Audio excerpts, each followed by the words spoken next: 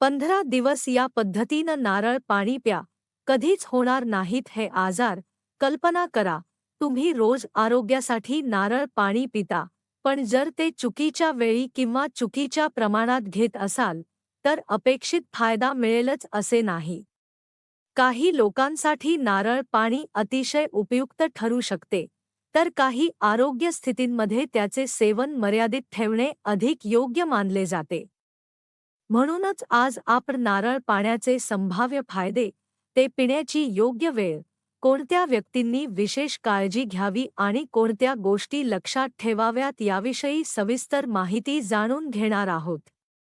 ही माहिती सर्वसाधारण आरोग्य जनजागृतीसाठी आहे. कोणताही आजार असल्यास किंवा औषधे सुरू असल्यास डॉक्टरांचा सल्ला घेणे आवश्यक आहे. मित्रांनो, नारळ पाणी हे नैसर्गिक पेय म्हणून अनेक वर्षांपासून लोकप्रिय आहे. त्यामध्ये शरीरासाठी आवश्यक असणारे काही खनिज घटक, नैसर्गिक साखर आणि पाण्याचे चांगले प्रमाण असते. उन्हाळ्यात किंवा जास्त घाम आल्यावर अनेक लोक शरीरातील पाण्याची कमतरता भरून काढण्यासाठी नारळ पाण्याचा वापर करतात. हलके, ताजेतवाने आणि सहज पचणारे पेय म्हणूनही त्याकडे पाहिले जाते. जेव्हा शरीरात पाण्याची कमतरता निर्माण होते किंवा जास्त घामामुळे काही खनिज घटक कमी होतात, तेव्हा योग्य वैद्यकीय सल्ल्यानुसार नारळ पाणी उपयोगी ठरू शकते.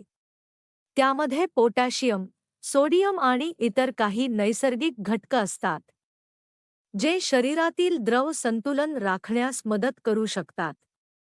त्यामुळे व्यायामानंतर, उष्ण हवामानात किंवा सौम्य निर्जलीकरणाच्या परिस्थितीत काही लोक नारळ पाणी पसंत करतात. नारळ पाणी पिण्याची योग्य वेळ कोणती, असा प्रश्न अनेकांना पडतो. सर्वसाधारणपणे सकाळी हलक्या आहारासोबत किंवा दिवसाच्या पहिल्या भागात त्याचे सेवन केले जाते. काही लोक दुपारच्या जेवणानंतर थोड्या वेळानेही ते घेतात. मात्र प्रत्येकाची प्रकृती वेगळी असल्यामुळे कोणती वेळ तुमच्यासाठी योग्य आहे हे तुमच्या आरोग्यस्थितीनुसार बदलू शकते. अनेकांना वाटते की नारळ पाणी जितके जास्त पिऊ तितके चांगले. पण कोणत्याही नैसर्गिक पदार्थाप्रमाणे याचाही अतिरेक टाळणे महत्त्वाचे आहे. शरीराला गरज असेल तेव्हाच आणि योग्य प्रमाणात सेवन केल्यास त्याचा अधिक चांगला उपयोग होऊ शकतो. नारळ पाण्यामध्ये उष्मांक तुलनेने कमी असतात. त्यामुळे संतुलित आहार आणि नियमित व्यायामासोबत ते काही लोकांसाठी चांगला पर्याय ठरू शकतो. मात्र केवळ नारळ पाणी पिल्याने वजन कमी होते, असा निष्कर्ष काढणे योग्य नाही. वजन नियंत्रणासाठी संतुलित आहार, नियमित हालचाल आणि निरोगी जीवनशैली यांना सर्वाधिक महत्त्व आहे. यामध्ये काही प्रमाणात जीवनसत्वे आणि खनिजेही असतात. त्यामुळे संतुलित आहाराचा भाग म्हणून त्याचा विचार करता येतो.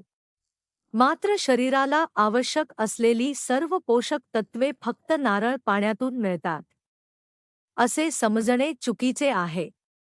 विविध प्रकारचा पौष्टिक आहार घेणे तितकेच आवश्यक आहे. काही लोकांना मूत्रपिंडात खडे असल्यास नारळ पाणी प्यावे का, असा प्रश्न पडतो. काही अभ्यासांमध्ये पुरेसे पाणी पिणे मूत्रपिंडाच्या आरोग्यासाठी महत्त्वाचे असल्याचे सांगितले जाते.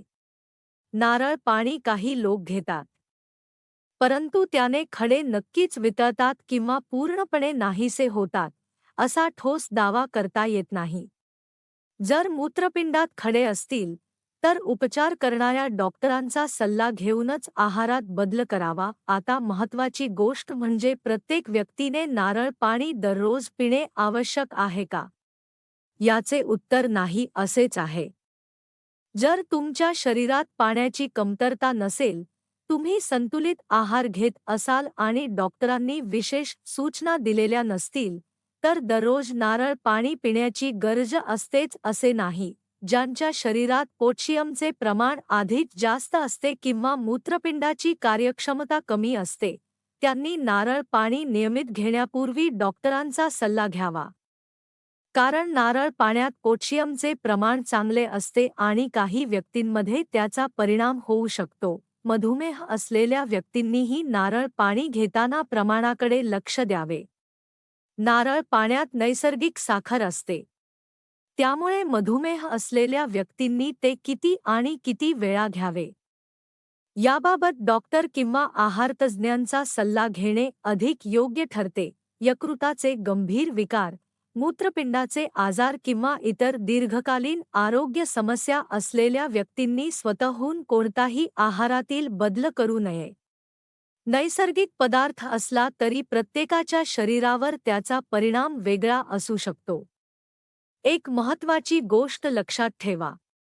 आजकाल सामाजिक माध्यमांवर अनेक पदार्थांना चमत्कारिक गुणधर्म दिले जातात. पण कोणतेही एक पेय किंवा एक पदार्थ सर्व आजारांवर उपाय ठरू शकत नाही.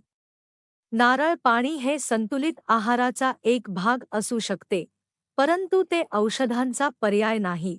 जर तुम्हाला वारंवार थकवा जाणवत असेल, शरीरात सूज असेल, रक्तदाबाचा त्रास असेल किंवा इतर कोणतीही आरोग्य समस्या असेल, तर स्वतः उपचार करण्याऐवजी वैद्यकीय तपासणी करून योग्य उपचार घेणे अधिक सुरक्षित आहे. नारळ पाणी ताजे आणि स्वच्छ असावे. खूप वेळ उघडे ठेवलेले किंवा साठवून ठेवलेले नारळ पाणी पिणे टाळावे.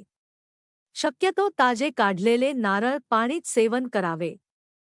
शेवटी एवढेच लक्षात ठेवा की कोणताही नैसर्गिक पदार्थ योग्य प्रमाणात आणि योग्य व्यक्तीने घेतल्यास त्याचा फायदा होण्याची शक्यता अधिक असते. नारळ पाणीही त्याला अपवाद नाही.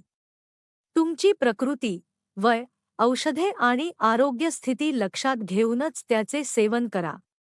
संतुलित आहार, नियमित व्यायाम, पुरेशी झोप, ताणतणावावर नियंत्रण आणि वेळोवेळी आरोग्य तपासणी या गोष्टी दीर्घकाळ निरोगी राहण्यासाठी सर्वात महत्त्वाच्या आहेत.